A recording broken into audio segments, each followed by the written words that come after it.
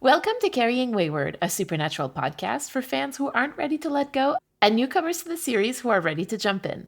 I'm Marie Vigourou. And I'm Drew Schulman. In this episode, we're diving into Supernatural Season 8, Episode 15, Man's Best Friend with Benefits.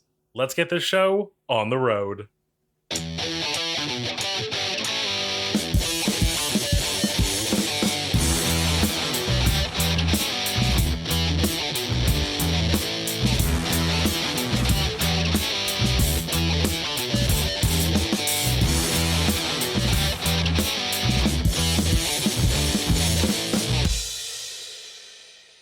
I had to really hold myself back from laughing when you said the title because I was just like, this is absolute insanity. I was warned thoroughly by our listeners during one of our live watches as we discussed upcoming episodes. I suspect I know what it's going to be. And then it just snowballed and got worse and worse. It just gets worse and worse. It's just one of those episodes that you're like, okay, well, they have to be done now. And they're not fucking done. And you're like, oh, wow, that's a lot, guys. That's a lot. It's the non-comedic version of a Simpsons gag where Homer falls in a tar pit and goes, well, I'll just use my arms to pull out my legs and then use my face to pull out my arms, and just digs himself into the tar pit. It's like, you stepped in the shit, and then your answer was, I better cover the rest of myself in it so it's all matching. This week, patrons and coffee supporters got to hear us answer the question, completely detached from this bad episode, what's your favorite pet story? On our supporter-exclusive Impala Talk feed, you can go to carryingwayward.com to support us and claim your perks. Well, are we ready for this week's recap? I don't want to, but I will. 3, 2, 1, there's nothing I can say worse than this episode. That's your best one yet. Brothers show up in town because they want to help a dude who they've worked with in the past. They then, through meeting this guy's familiar, Portia, find out that this cop has turned into a witch and has gotten into witchcraft. And Dean's all like, I don't like this, even though he's a good person. I don't like witches. And I hate to say that he's kind of right about witches in this episode. We'll deal with that later. And then we find out that familiars and witches should never cohort. But these two are cohorting. And it's horrible and gross and poorly managed in every way, shape, and form. Anyways, a lot of nothing happens except for some cops trying to get James kicked off the force because he doesn't like James being better than him. Some other witch is jealous of his familiar, which is also super creepy and weird, and kills his own familiar, which is a weird name. And the brothers don't do much except they have one or two good moments where they talk about the trials and dealing with shit time. This episode was written, unsurprisingly, by Brad Buckner and Eugenie Ross Lemming, directed by John F. Showalter, originally aired on February 20th, 2013. Now, I do want to highlight that I said Eugenie, which is the way that you're supposed to pronounce the name of Princess Eugenie, but usually in the US, you would pronounce it Eugenie Ross Lemming, so apologies for that. Now, okay, to be honest, this is probably the second time only that I watched this episode in full, because I usually just skip it. I see it, and I'm like, okay, good, nope, don't need to see it, I'm fine. It was really interesting because there were parts of it that I had actually completely forgotten that were there. And so I just want to highlight before we get started that I don't want this to become sort of a bitching session for me, like it can become with Buck Lemming episodes. I got my major bitching out of the way at the top. I'm good to go through the episode properly now and bite my tongue as much as I can. So we get confirmation that Kevin doesn't know what the next trial is, so Sam and Dean are waiting for him to be done translating the demon tablet. But he knows there's enough on the tablet that it's going to be the whole trial. Is there no part of him that's going to be like, I figured it out. Great, what's the next trial? Well, I've only got half the trial, the other half of the trial, and the third on the other half of the plate. It didn't cut perfectly on a line. The perforated edge on the rock you crack off. No, that's just not a thing, actually. Dean is very passive-aggressive with Sam about his health after the first trial, and it's causing some tension. This is one of those things where it's I understand what they're trying to build to here, but Dean's not in the wrong. He's worried about his brother for a legitimate reason that is actually very fair. Portia shows up to Sam in her dog form. It's like she knows that she's more likely to be let into the motel room that way. And I have to say that I do love the way that Sam freaks out about having a dog in the motel room. I definitely chuckled, especially knowing Dean's issues with dogs and also knowing how this season started and what happened the last time that Sam had a dog in his life. Also, given this is coming right off the Hellhound thing, like dogs are probably in a really bad like mindset for Dean. But I will admit, like this was one of the like moments of levity in this episode that I really enjoyed. And I also like the idea, like, I didn't even think about it, but like, think of the 4 possible scenarios of Portia arriving either in one form or the other to either of the brothers, like that little 4, like, 2x2 grid type thing. And like, random woman, Sam would turn away.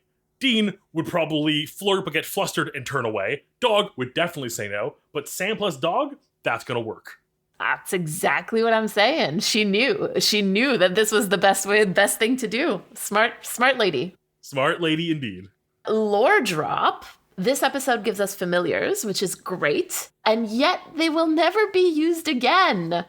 My guess is because this episode ruined them, but whatever. Never used again. I'm shocked. Did someone watch this episode and go, yeah, that's poison? It sucks because I really like familiars are one of my favorite aspects of like fantasy, like any video game or tabletop game. If I have the opportunity to pick a character that gets a familiar or pet, I will 100% of the time take that character. I don't care anything else about them, but if I get Puppy or the last character I played, Turtle, my character. Nice, Turtle. Very cool. Turtle familiar. We do find out that Dean is allergic to cats. I was wondering if we knew that or not, but I kind of really love it.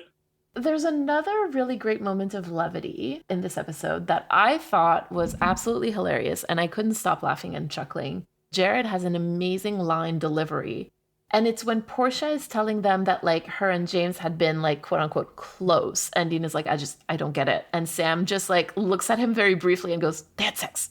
Like, it's just like the way that he delivers that line is just so amazing. I just love it. I don't know why, but I love that delivery. It's really funny. In this moment, too, I'm having a thought of like, if it were reversed, like if Sam were the one not getting it and Dean were to say it, I don't think it would be as funny, but it's something about that dynamic that was just funnier to me.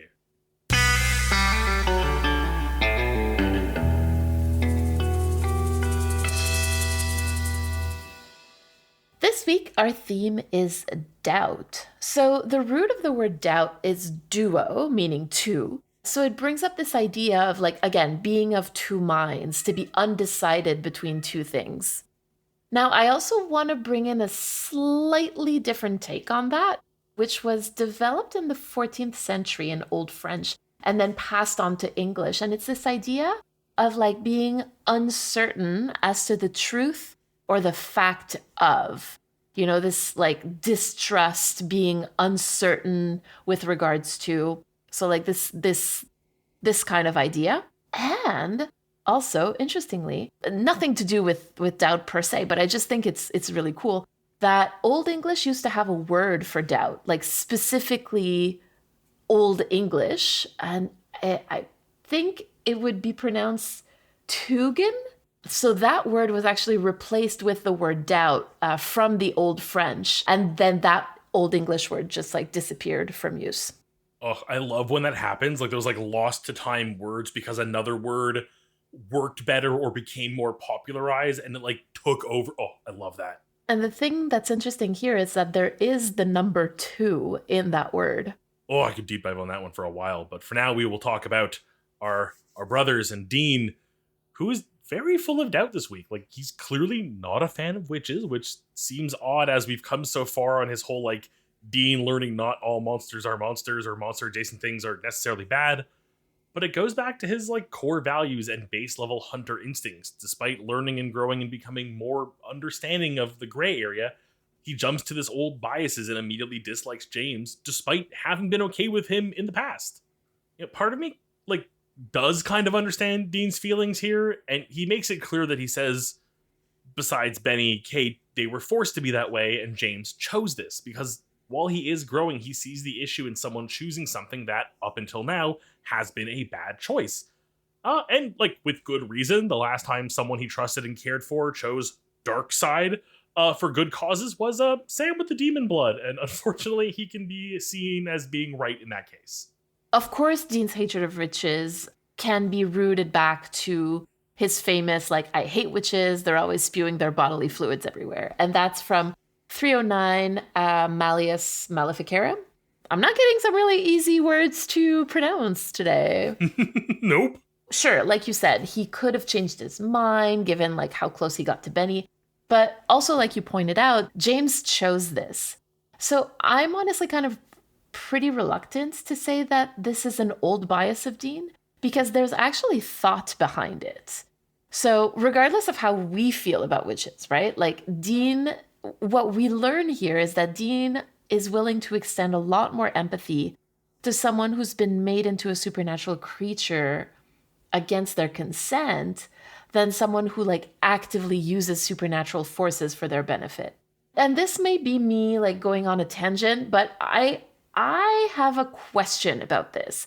Because what's the difference between quote unquote being a witch like James and using spells the way that Sam does? Is that not like, how is that different? How is using magic different from being a witch in the supernatural universe? I just don't know that that's really addressed on the show. It's sort of like hand waved away. And I just have a lot of trouble understanding like where the show draws the line, and therefore same for Dean, right? So I think that's also why to me it seems a little hypocritical, right? To be okay with Sam doing a spell to take care of the witch, but not the witch doing spells. Anyway, the irony and the fact that I never put that together, like you saying this, I'm just like, you're right. It's like I can't think of a good example, but like I literally have the image of Dean being like, oh, I can't believe James would use all these like components and books and texts to cast spells to do things. Anyway, Sam, use these components and text and spell things to cast these things on the witch because witches are bad and spell casting is evil and I don't condone it. Anyway, let's call Crowley. You know what I mean? I don't know. So that's kind of and that I don't think is like a Dean issue. I think that's like more of the show trying to like hand wave the bad witches away kind of thing. If we can leave that aside, but I do think we should talk about that a little bit more in the future at some point because that doesn't sit well with me. So Dean like doubts the goodness of witches, or maybe the humanity of witches, because there was a conscious choice to become a witch. Joking aside with the whole Sam thing, like you're right. There is something about the way Dean views witches and the choices that are made becoming one that leads to his, as you said, distrust. Perfect word. Speaking of doubts, his other huge doubt lingering this episode is Sam's capacity for these trials. And he brings it up on multiple occasions this episode. He doubts Sam's chances to complete them. Not his abilities to complete them, but rather his want or passion to complete them. Dean feels as though Sam wants to live too badly and move on to put himself fully at risk to complete the trials, unlike himself, who is, as we know, ready and willing to give up his own life to complete these. This is, to me anyway, like the much more interesting piece of doubt in this episode. Like, I don't care all that much about James and Portia. Like, their story just gives me the ick anyway. Like, if this was a fic on AO3, I wouldn't have read it based on the tags alone. There's one exchange that the brothers have, and it starts with Dean saying, look, we get too far down the road with this, we can't go back, and it'll be too late for me to jump in. Like, as if that's not a thinly veiled expression of profound doubt, you know? Like, I don't know what it is otherwise. Because what he means is, look, Sammy, this is fun, this is cute. We both know that, like, eventually you're not going to be able to see this through. And, like, I'm the one who's going to have to do it. So if you could just, like, hurry up and change your mind now, that would be really great. Thank you.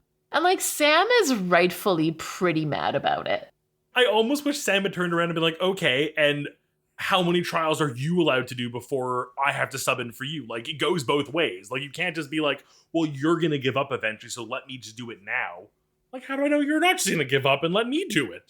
Ultimately, you're right. Like, the doubt in Dean right here for Sam, in the way he words it, too, is so, like, it sounds like the way I would talk to my brothers about a video game of, like, go ahead and try the boss fight, but I know you're not going to be able to beat it. Just give me the controller.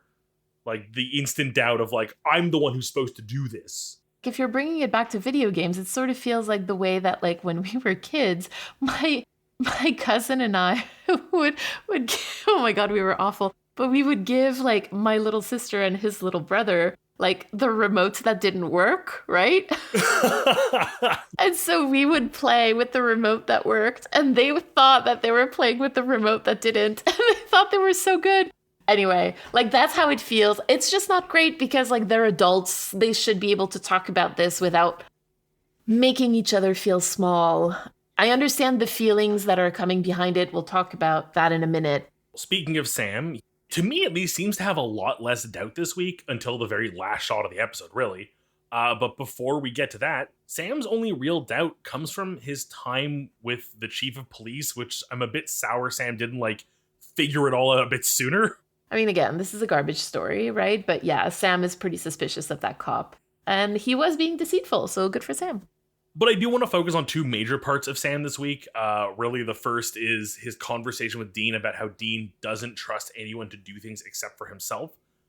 The reason I want to bring this up here in regards to Sam is that it like surely affects Sam feeling that his closest friend and his brother has so many doubts about him. Like Sam is clear to point out the issue is more in Dean not trusting others rather than Dean thinking less of himself. But like, even if you understand the reasoning, it truly must be hard to work with someone who you trust so much and know that deep down they have such doubts for you. I'm on theme when it comes to this because I am of two minds about this. Because I really understand why Dean has difficulty with trust, right? It stems from trauma, it stems from betrayal.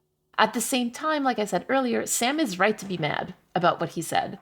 Because Dean's trust issues, his abandonment issues, his trauma, like they're all his. And right now he's allowing these things, some of which have nothing to do with Sam, to come between him and Sam. And so I think that like what Sam is voicing in this moment, what he's pointing out, is that until Dean heals that, at least a little bit, you know, like one way or another, he's basically actively pushing people away by like enacting and projecting his own issues onto them. Sam is basically saying like, this isn't about me. This is about you, actually. I feel like I've been there in the past where it's like you have a negative connotation about something and then like you finally take a step back and go like, oh no, I was the problem. Like you said, it was Dean. And I don't imagine we'll ever get a point where Dean has that realization moment. The hope is that he does somehow get past it, even though he'll never admit to it realistically. And Sam's right. It's Dean's issue, not his, but it's still gonna suck. For both of them, really. Like, I'm very sympathetic and empathetic towards Dean when it comes to this. This is the season of me having trouble with Dean because I see too much of myself in him. So, like... Well, we'll continue with Sam for now, because the second point is like this inkling of doubt we see in Sam as he coughs up blood at the very end of the episode. Like, I love how we have to wait till like this far in the episode to get like what really feels like the only plot relevant detail. And it's literally a like split second scene before the credits. But I feel like until now, he's been very confident in his ability to complete these trials and prove Dean wrong. Like, he can be strong. He's worthy of this. However, the sudden realization dawns on him that something isn't right, and clearly connecting the incident to the trial, causing issues to him, tells him that maybe there's more of a price to pay and he may need to give up or risk more than he initially anticipated. And I think this can be the start of him doubting himself. Like, poor Sammy putting up this like show of force that he could do this. And suddenly he's like, oh, can I do this? A little bit of doubt? Oh no. And just little heads up for you, seasons 8 to 11 are kind of known as like the angsty seasons. And honestly, as somebody who doesn't enjoy a ton of angst, like some of this is really tough for me. Because we're going to see some patterns emerging like between seasons 8 and 11. And I'm just like, they're doing the same mistake over again. Coming back to this episode, Sam is like fighting with Dean to say that like he's going to be the one taking on the trials thing. He's going to be doing this. He's going to be seeing it through. And he doesn't need Dean to step in. And Dean like finally agrees. And he spills to Sam just like how much it would mean to him to close the gates of hell. That it ties back into his like deepest and earliest trauma of losing his mother to a demon. And that's when Sam realizes that he's not well. And it's like, well, I can't tell him now, you know, like he just said how important this was to him. And so Sam is kind of like between a rock and a hard place, really. And I think the doubt here is like at least in part about like, should I tell Dean about this? Because he really wants to close the gates of hell for Dean, but he also knows that if he tells Dean that he's unwell, Dean's gonna be like, oh nope, we're not doing this anymore. So like it's a really tough place for Sam to be, I think, in this moment. It's almost like realizing like, oh no, and then like the second deeper layer of like, oh, I like after everything I've said, and everything I've like spoken to Dean about, I can't be like, actually, it's killing me. Do you mind taking over this task for a little bit? But he wouldn't let him take over the task. You know what I mean? It's more like we can't do this because if we do this, one of us is going to have to die. Right? And Dean just said how important this was to him. So Sam is like, well, then I guess I'll do it. Yeah, and just hopefully Dean won't notice me slowly dying while I do them. That's easy to hide, right?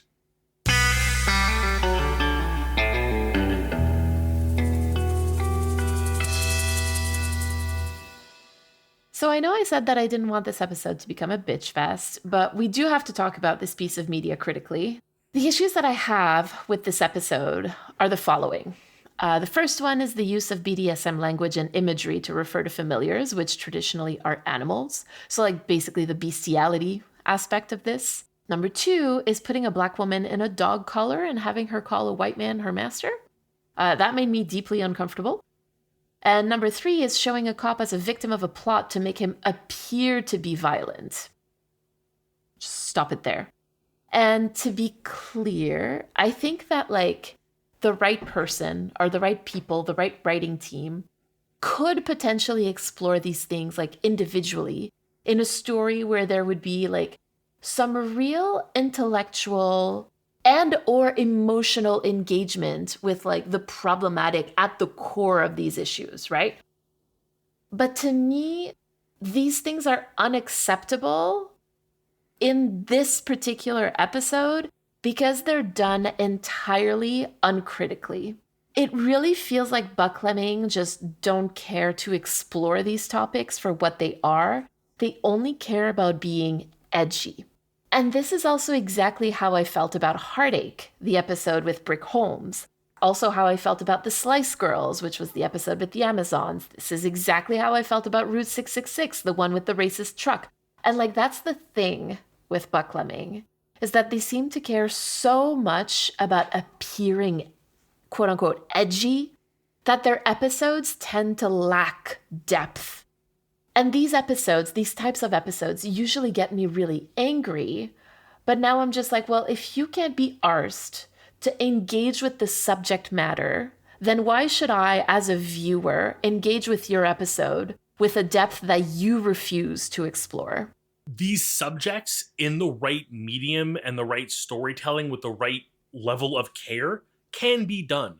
Just listen to a podcast today about The Little Mermaid. And I was just thinking about Ursula and how there's this like queer level of like characterization to her and like even a drag like aspect to her that is nowadays celebrated in her, but like back then it was just, oh, they're queer, they're in drag, they're the villain. And I then look at Doctor Who that just recently had a drag queen playing a villain. Because it was done with the right care, because it was treated properly, it comes through as a positive thing. Like, yes, this character is a villain, but this character is also someone in drag, and that is fine. It doesn't make them the villain. They are just a villain, and they are someone who does drag, and that's okay. Like, again, these could have been done right, but God knows it wasn't. But that's the thing, though. Like, if you're presenting, for example, I'll take the first one as an example, like the use of BDSM language and imagery to refer to familiars who are animals. So, like, if you're going to talk about, like, bestiality, or if you're going to allude to that, then deal with it. Then talk, like, you know, don't just do it to be edgy. Do it because you're engaging with it in a meaningful way. And I just don't see that. I don't see that with like the race commentary. There's no commentary. It's just like presenting stuff like haphazard here and there. And same thing with the cop. It's all presented uncritically. And I find that to be boring.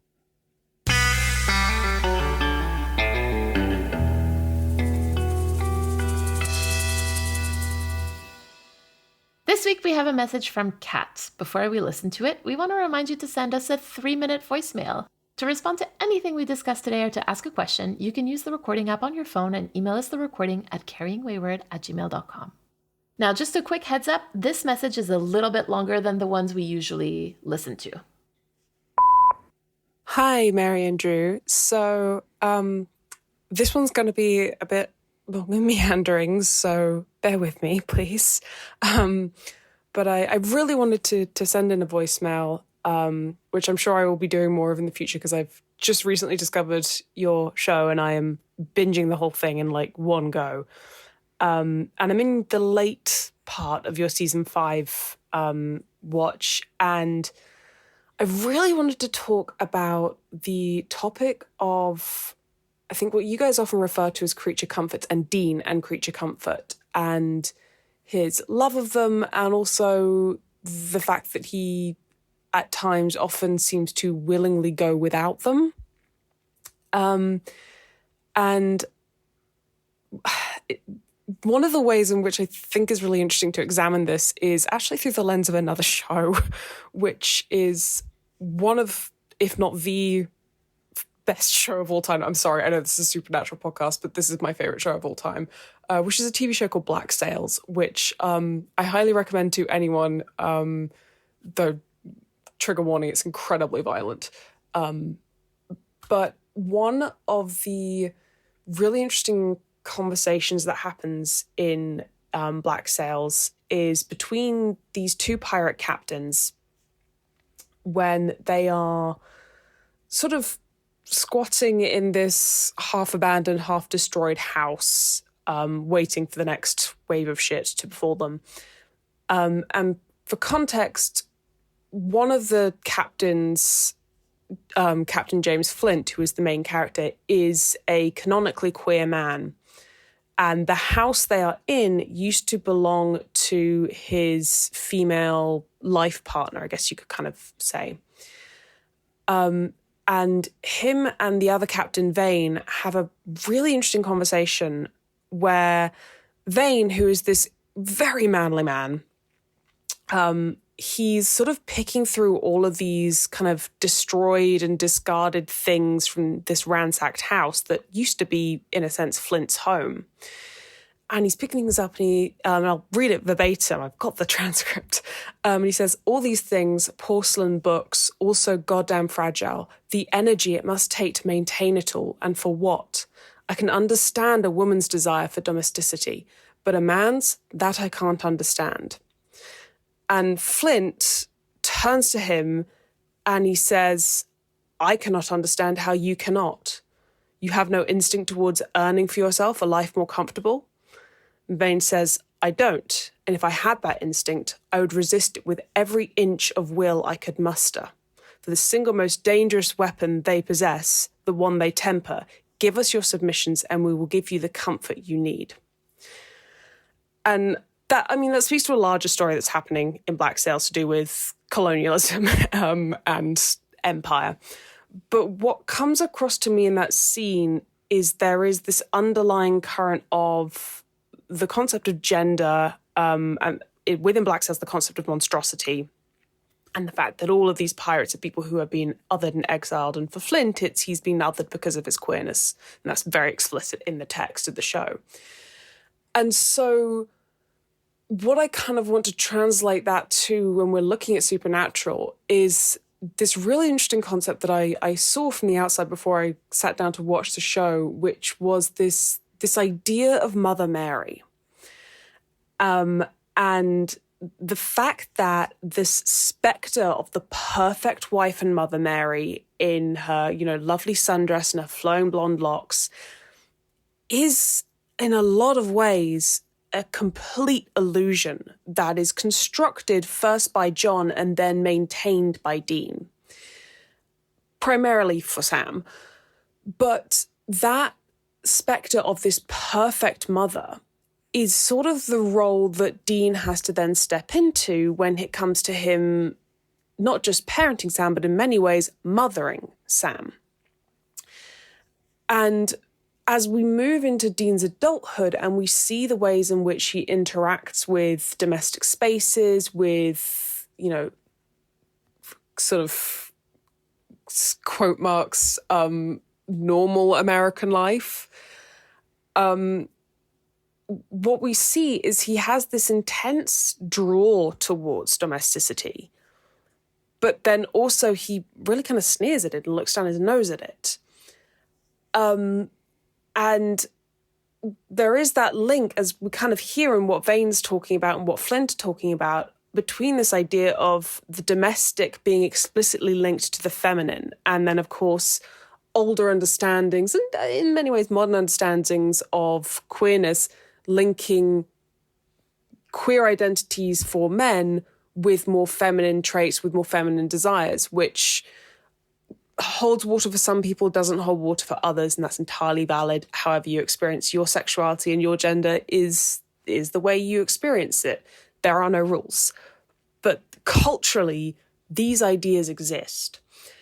And I wonder at what point perhaps Dean started recognizing this desire for what essentially he's going to equate as more feminine wants, comfort and home and soft things and a nice shower and a warm bed and a room of his own, these comforting, cozy things. I have to wonder if at a certain point he started to equate that to being a girl, to being girly, to being weak, to not being a man. And if at that point he started pushing away that safety and security because it was too effeminate for him to be allowed to have, because it hinted too much at him being gay, and also in that same kind of maelstrom of emotion, we know that Dean has abandonment issues as well. We know that, you know, he takes on that feminine role of being the person who is supposed to be holding people together. I mean, feminine in a stereotypical sense of holding his family together, holding the emotional connections together.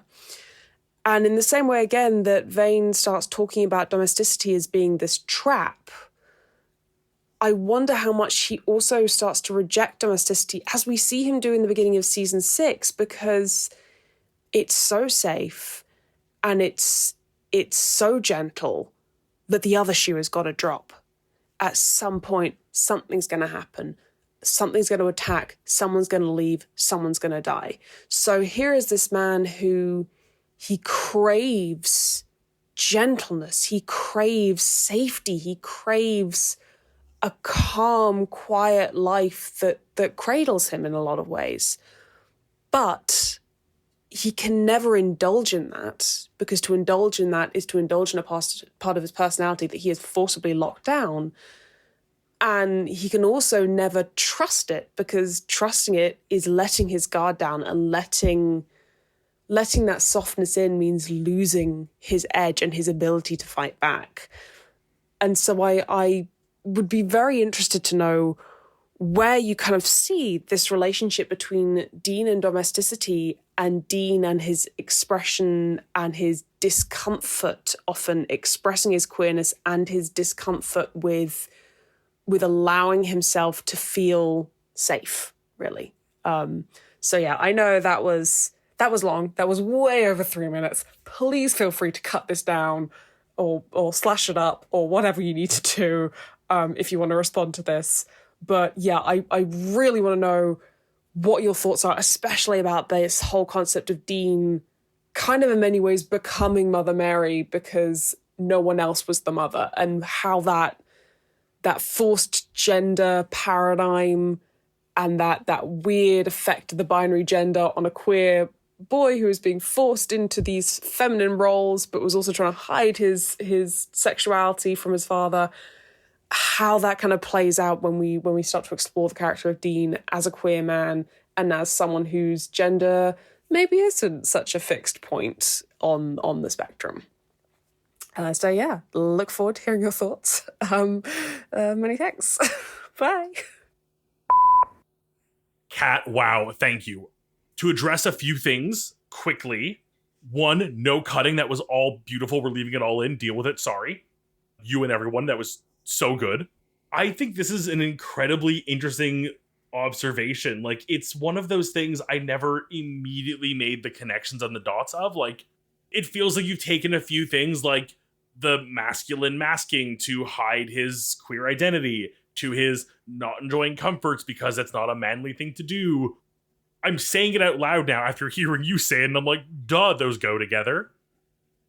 But what I never considered is that in Dean's parentification, he realistically wasn't filling a missing parent role, but more specifically a missing mother role.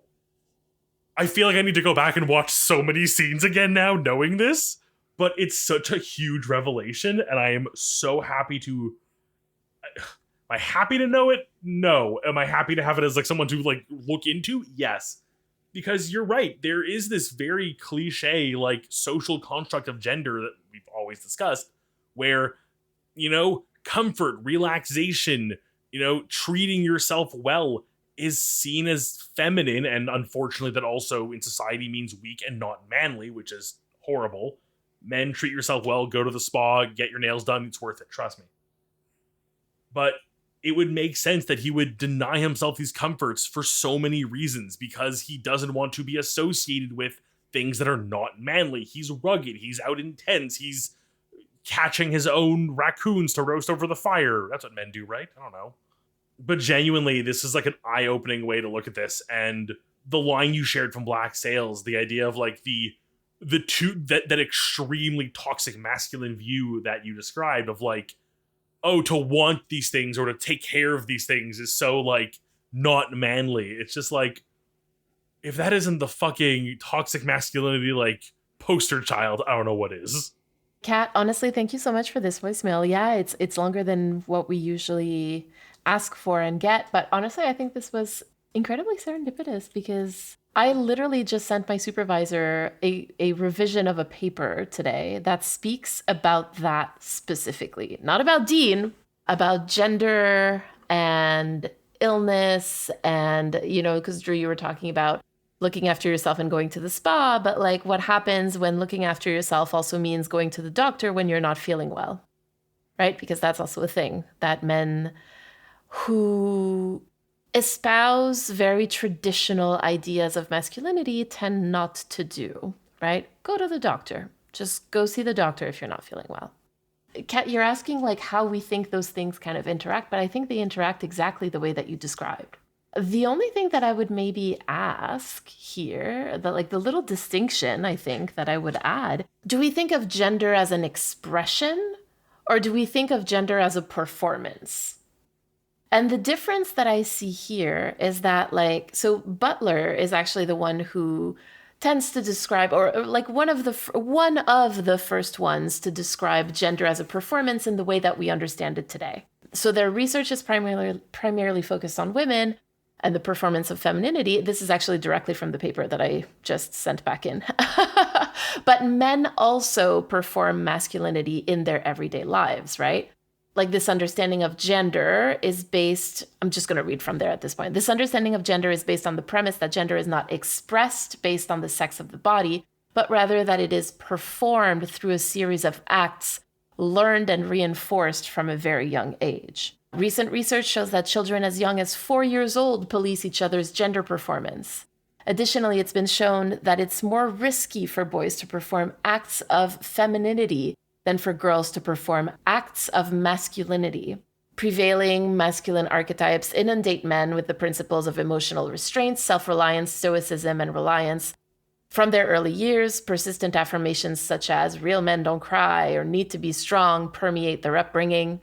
As a result, the concern of appearing vulnerable or deviating from societal norms frequently makes men refrain from communicating symptoms of illness. As you were saying that, the thought that hit me, and this is gonna be like super nation specific, but was like literally elementary school when like one of the girls wants to play soccer. That's just a tomboy. She's still a girl, but I want to play Sailor Moon and be one of the Sailor Scouts, and I'm gay. That's also one thing that's really important. So when I say that like it's more, it's more risky for boys to perform acts of femininity, it's specifically rooted in misogyny. Like, to be very clear, right? It's this idea that like people who are perceived as women right? Whether that is through the acts, through the performance of certain things traditionally associated with femininity, or because those people are just read, like their bodies are read as female, those people are less valued than the people who aren't like that, right? And so like it's this idea, like to really bring it back down to what I was talking about, like the 4-year-olds who police each other's gender performance.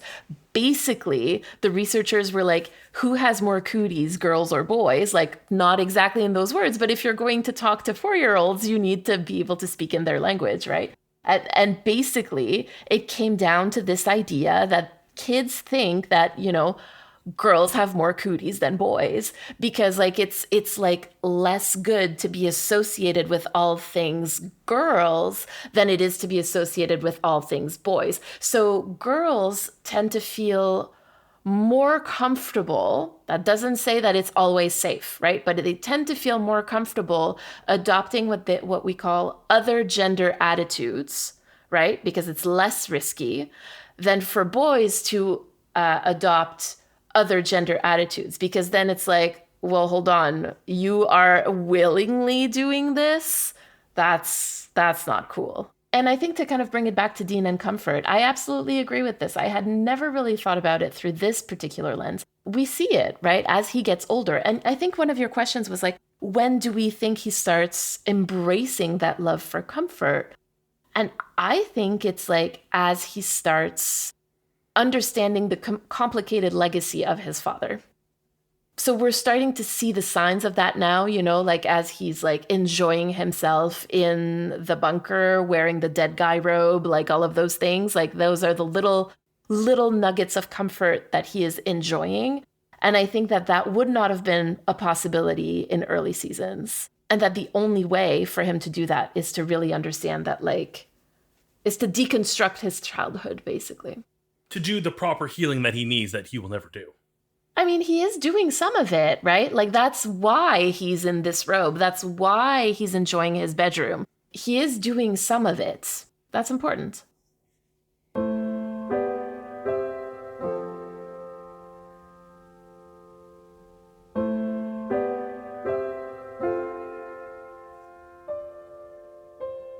All right, Drew, what kind of reflection and call to action would you like to talk about this week? There are highs and lows. There are things I love, whether it be other TV series, video games, hobbies of my own, that just sometimes won't be as good, that sometimes just won't hit the highs they used to, or whether that's them or me, it's also a me thing. But sometimes, like, that's okay. Usually, they get better. You know, like, you take a step back, maybe you reflect on it differently, and, you know, or I come back to it and I go, you're right, this is actually good, I enjoyed this again, I just needed some space, or it's actually bad and the next season will be better, or the next expansion will be better, and that's totally fine. So, you know, just to keep looking forward to the brighter and betters. That's my call to action. And yours?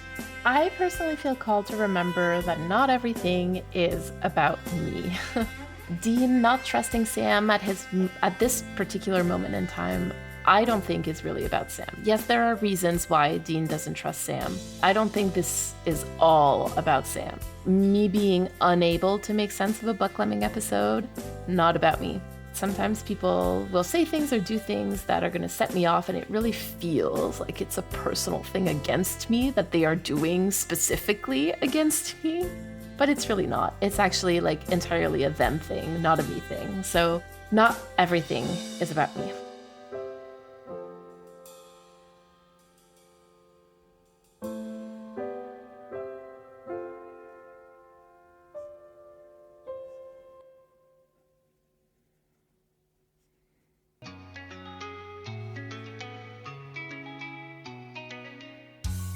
This was Carrying Wayward, a supernatural podcast produced by Rochelle Castellano, hosted by Drew Schulman and Marie Vigourou.